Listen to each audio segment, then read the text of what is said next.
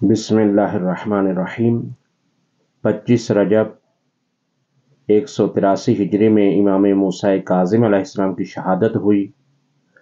अब बज़ाहिर 20 साल की उम्र में थे कि इमाम जाफ़र सादिक अलैहिस्सलाम की शहादत हो गई और उसके बाद ज़ाहिरी मनसबे इमामत पर आप तशरीफ़ फरमा हुए। 35 साल आपने ज़ाहिरी इमामत फरमाई और 55 साल की उम्र में आपकी शहादत हो गई। लेकिन ये ज़माना इंतहाई मुश्किल तरीन ज़माना था इमाम मूसा काज़िम अलैहिस्सलाम के लिए। हम इस मौके पर मौला की ज़िंदगी का एक मुख्तसर सा जायज़ा और आपकी मुश्किलात आपकी खिदमत में पेश करना चाहेंगे। इमाम अलैहिस्सलाम की ज़िंदगी का ये हिस्सा इंतहाई मुश्किल जब गुज़रा, कुछ यूँ गुज़रा कि उस दौर के जितने भी फ़ुक़हाए अहले सुन्नत या फ़ुक़हाए आम्मा हैं, वो सब के सब किसी की इब्तदाई ज़िंदगी और किसी की इंतहाई ज़िंदगी बिल आखिर इसी ज़माने के अंदर इमाम मूसा काज़िम अलैहिस्सलाम के ज़माने में उनका भी वक्त है। लिहाजा इन चार फ़ुक़हा इमाम अबू हनीफ़ा, इमाम मालिक, इमाम शाफ़ई और इमाम अहमद बिन हम्बल, ये सब के सब फ़ुक़हा इमाम मूसा काज़िम अलैहिस्सलाम के दौर के हैं।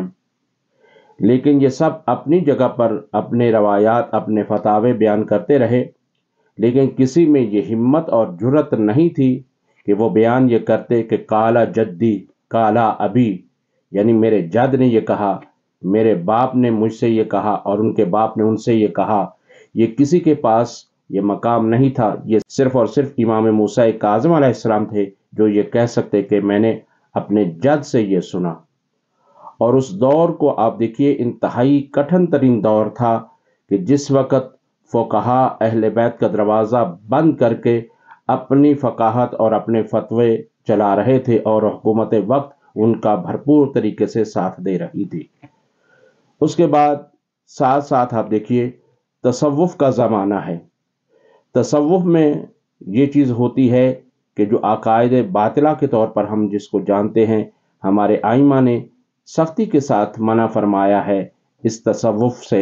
लेकिन याद रहे कि जो हमारे यहाँ सूफ़ी किराम पाए जाते हैं, ये सारे के सारे उन नज़रियात के मालिक नहीं हैं कि जिनको हम सूफ़ी कहते हैं। लेकिन असल अक़ीदा सूफ़ी ये है कि इंसान अपने अक़ीदे में और अपने अमल में इस मकाम तक पहुँच जाता है इबादत करते करते कि मसलन मन तू शुदम तू मन शुदी, और उसके बाद ये कहते हैं कि इबादत की अब कोई ज़रूरत नहीं है। अगर ऐसा होता तो सबसे बड़ी ज़ात बामार्फत तो ख़ुद पैगंबर की ज़ात है और इमाम अली अलैहिस्सलाम हैं। तो इस वजह से मेरे मौला का लक़ब इमामुल उराफ़ा है, तसव्वुफ़ नहीं है। तो बस यह है कि ये ज़माना इंतहाई मुश्किल तरीन ज़माना था और इस ज़माने में मारूफ़ करख़ी जैसा शख्स और वो अपनी बिदआत को ज़ाहिर कर रहा था। फिर उसके बाद आप देखिए यूनान से फ़लसफ़ा लाया जा रहा था और उस दौर का यूनान का जो फ़लसफ़ा था वो तमाम उलूम पर हैवी समझा जाता था और उसके मुकाबले में कोई भी इल्म नहीं चलता था। लेकिन इमाम ने उस यूनानी फ़लसफ़े का भी मुकाबला किया और फिर इसी तरह से आप मुलाहिज़ा फरमाएंगे हुक्माए इस्लामी का एक दौर भी था। हुक्माए इस्लामी भी इसी दौर में उरूज पर थे और उस दौर में इंतहाई गुफ्तगू ये चल रही थी कि आया इंसान अपने अमल में मुख्तार है या नहीं है, और जो अमल करता है आया उसका फ़ाइल खुदा की ज़ात है या इंसान खुद उसका मालिक है। लिहाजा हुक्माए इस्लामी भी उस दौर में उरूज पर थे और ये दौर इल्म का दौर था। और आप जानते हैं कि कलम की ताकत तलवार से ज़्यादा होती है और उसका मुकाबला करना कोई आसान काम नहीं है। और उस तरफ इमाम भी खुद आज़ाद नहीं है, बल्कि इमाम मूसा काज़िम अलैहिस्सलाम ज़िंदान में हैं और कैदी होकर, और इस कैद के ज़माने में भी दीन मुबीन इस्लाम की हिफाजत फरमा रहे हैं और हर एक को जवाब दे रहे हैं और हकीकी दीन पहुंचा रहे हैं। چاہے وہ فقہا کا مقابلہ ہو، چاہے وہ تصوف کا مقابلہ ہو، یا یونانی فلسفے کا مقابلہ ہو، یا حکماء کا مقابلہ ہو، اور پھر اس طرف جو ظالم ترین خلفائے عباسی گزرے ان میں سے سب سے پہلے منصور دوانکی آیا جو امام موسیٰ کاظم علیہ السلام کا زمانہ پایا جاتا ہے۔ اس کے بعد مہدی آیا، اور مہدی نے آ کر امام کو 10 سال تک زندان میں رکھا، اور پھر اس کے بعد اس کا بیٹا ہادی آیا۔ وہ بھی چاہتا یہ تھا کہ امام کو قید کرے، لیکن زندگی نے اتنی مہلت نہ دی، وہ بھی اس دنیا سے چلا گیا۔ اور اس کے بعد ہارون رشید کا زمانہ آیا، اور یہ وہ زمانہ تھا جو امام پر انتہائی سخت ترین زمانہ تھا، اور اس نے امام موسیٰ کاظم علیہ السلام کو قید کر کے لے آیا اور بغداد کے پاس، اور یہاں سے صرف ایک زندان میں نہیں رکھا بلکہ ایک قید خانے سے دوسرا قید خانہ اور دوسرے سے تیسرا قید خانہ، لہٰذا اسی طرح سے امام کی زندگی بسر ہوتی رہی۔ اور ایسے موقع پر مرزا دبیر نے کہا، مولا پہ انتہائی اسیری گزر گئی، زندان میں جوانیوں پیری گزر گئی۔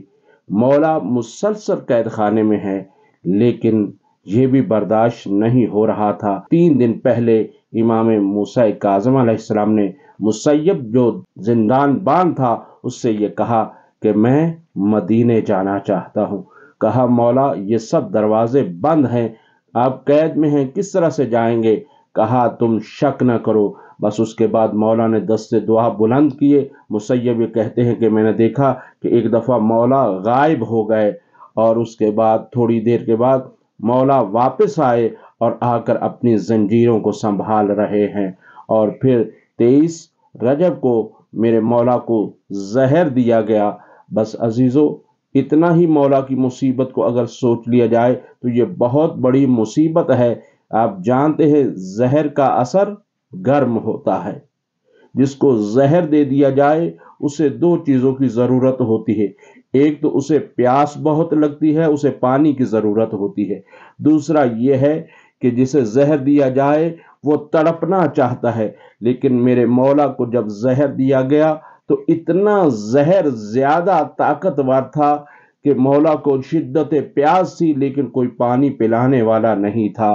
اور اس طرف سے یہ ہے کہ میرے مولا تڑپنا چاہتے تھے، لیکن جیسے ہی تڑپنا چاہتے تھے زندان کی سلاخیں آ کر میرے مولا امام موسیٰ کاظم کا استقبال کرتی تھیں۔ بس 25 رجب کو میرے مولا کی شہادت ہو گئی۔ انا للہ و انا الیہ راجعون۔